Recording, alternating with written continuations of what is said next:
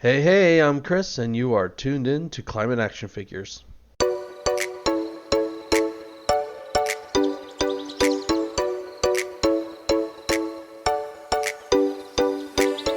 Hello and welcome to episode 20 of season 3. Thanks for taking the time to join us as always.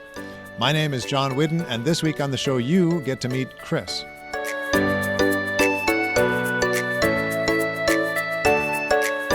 But first, this week's QuickFix, which comes to us from Shaurya, who was our guest in season 2, episode 10.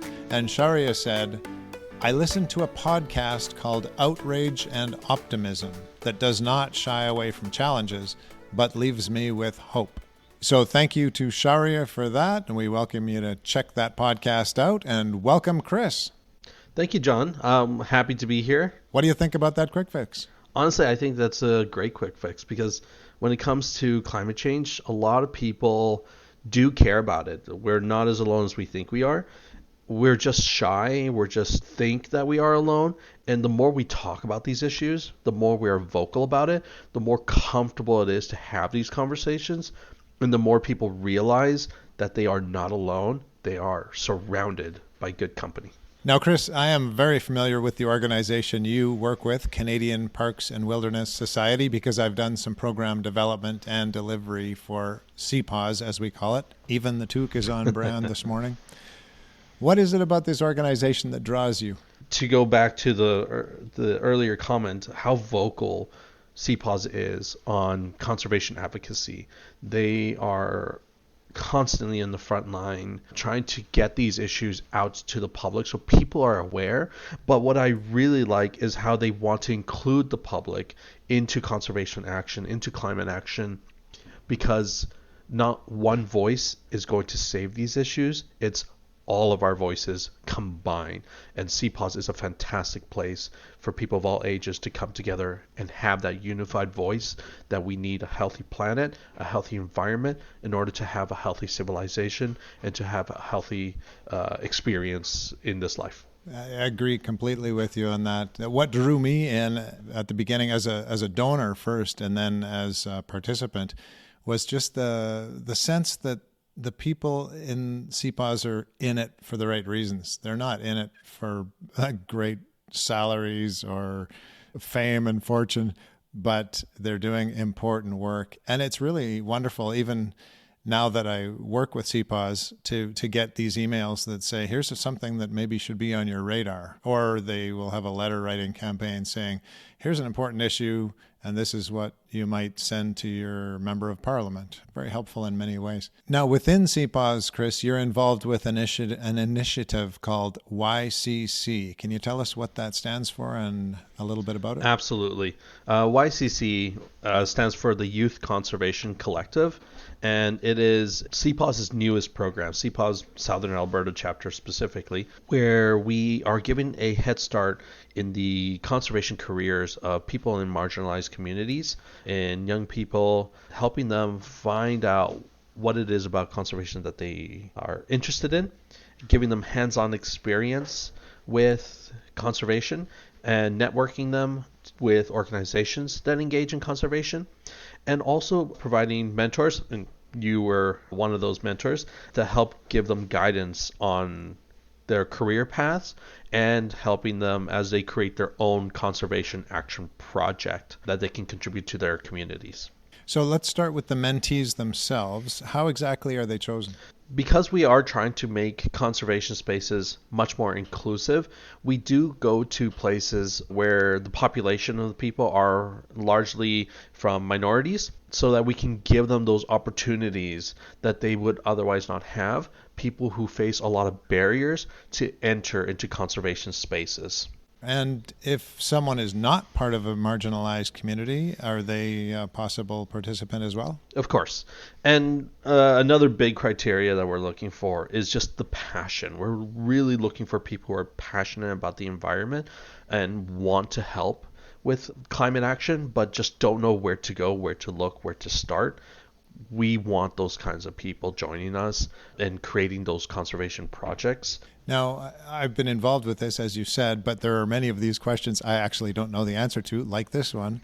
What is the actual age range for someone to be involved in this? Yeah, and we are looking for people in high school, so 15 to 18 years old. And then you pair these people with a mentor. How do you go about finding mentors? So when we're looking for mentors, we're looking for people who have conservation background, people who are educators, who work in the school system, people who work as environmental engineers, people who do conservation or political advocacy, whatever the background is that is tied to conservation is what we're looking for. And when we pair our mentors up with the change makers, is what we call the students who participate in YCC, we're looking at interest levels. What is it that the change maker is interested in within conservation, and what our mentors' professional backgrounds are, and based on those informations, we pair them up. So are you looking actively for change makers as well as mentors?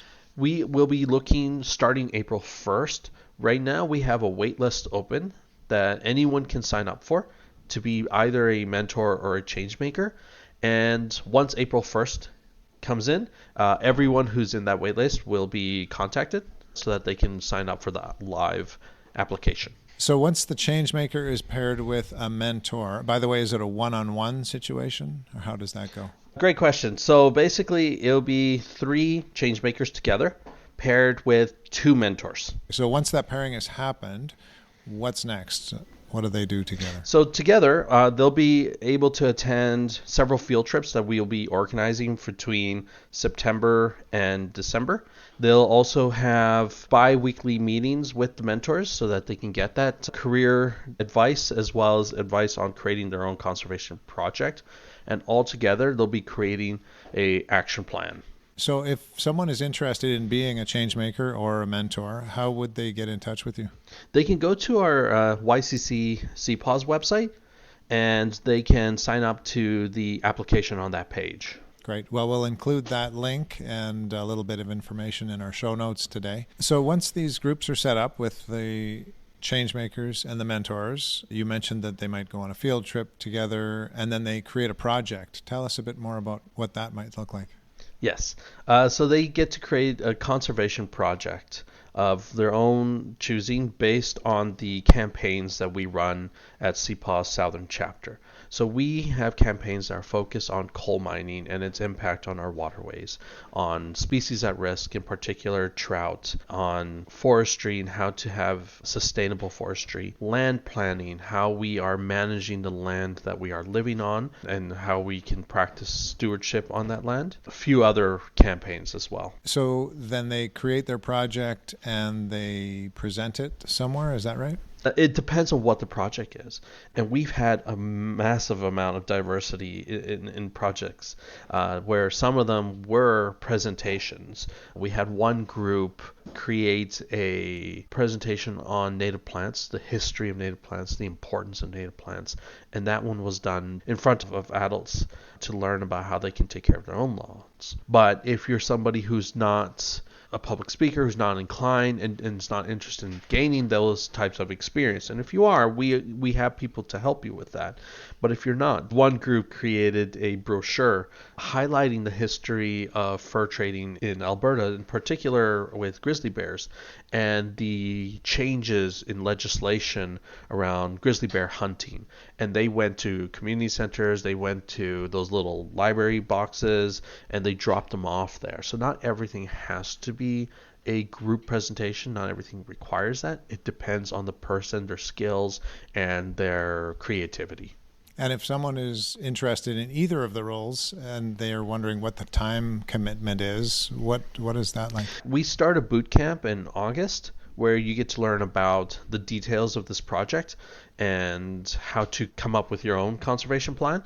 And then the project is open from September all the way till mid-December. What kind of a time commitment would they expect on a weekly basis? Yeah, thank you for the question. It's a fantastic question.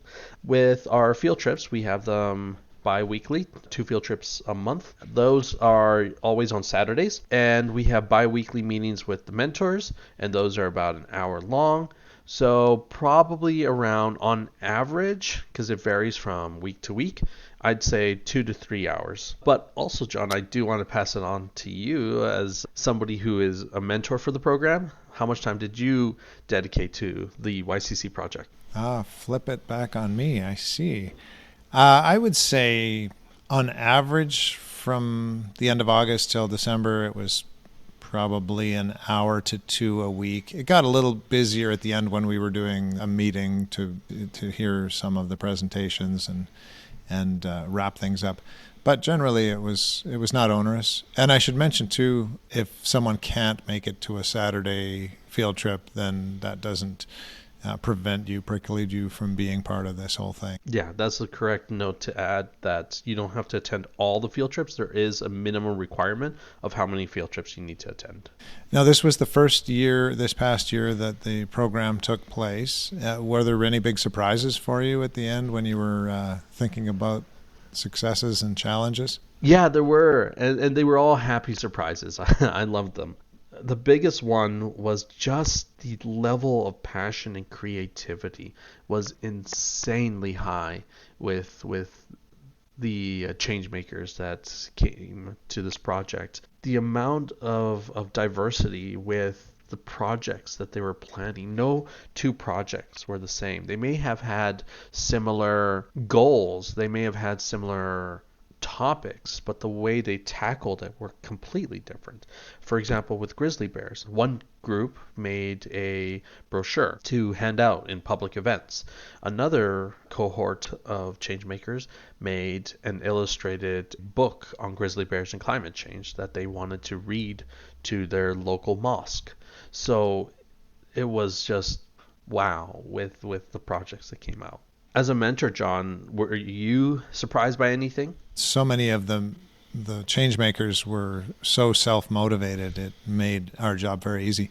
But a kind of a surprise for me was connecting with the other mentors. As much as I loved working with the change makers, riding the bus to a field trip with these really amazing people, it was just great. I didn't go into it to network, but it just happened because there were so many interesting people that I wanted to talk further with. And so the bus trips were never boring. Let's just say that. And that's what I love the most about this project. And actually, that's the main reason why I became the program coordinator here, was because my professional experience and background is in conservation advocacy.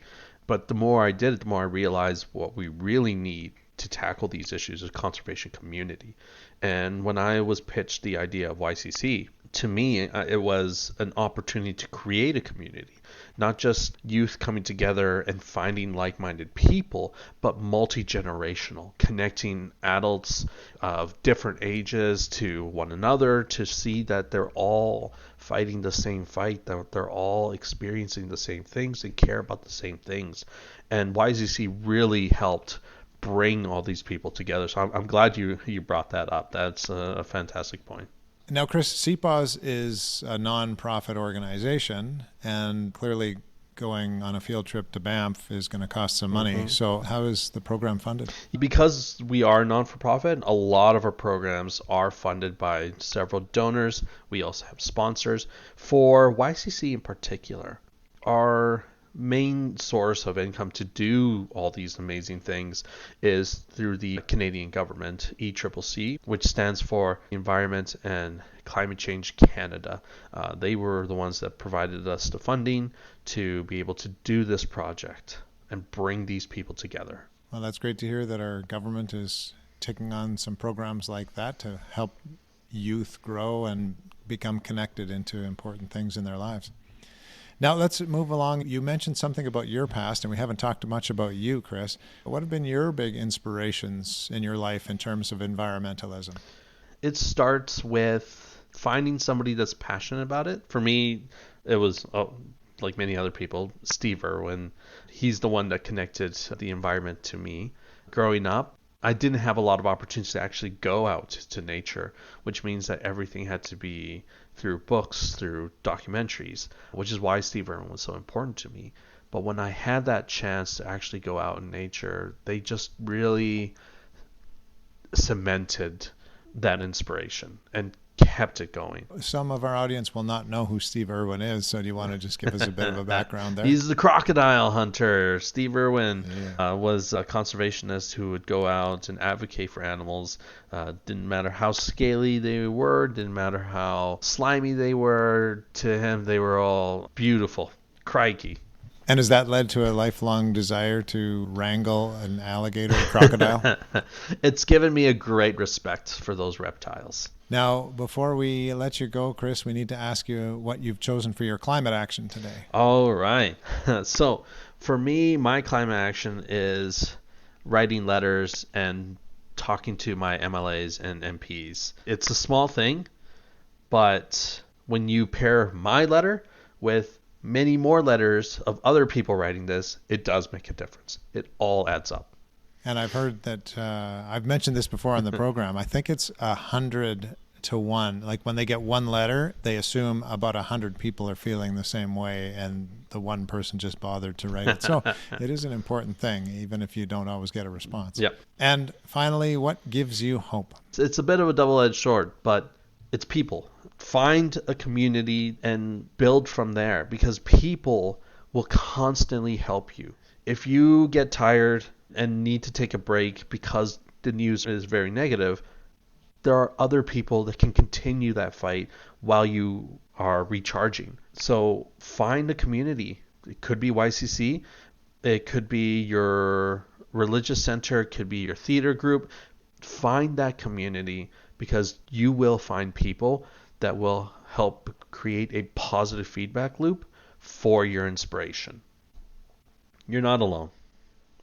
And what's been one of the big communities that's been important for you personally? For me personally, it's got to be my CPAWS community at the moment and my friends.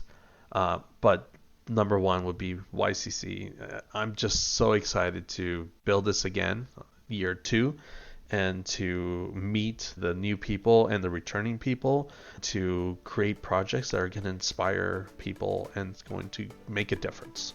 Well, thanks so much for sharing your passion for this YCC and CPAWS with us today, Chris. Absolutely. Thank you for giving me this opportunity. I'm so excited. And thank you, dear listener and viewer. We will be back again next week, same time, same place, to hear from another climate action figure. Until then, go figures.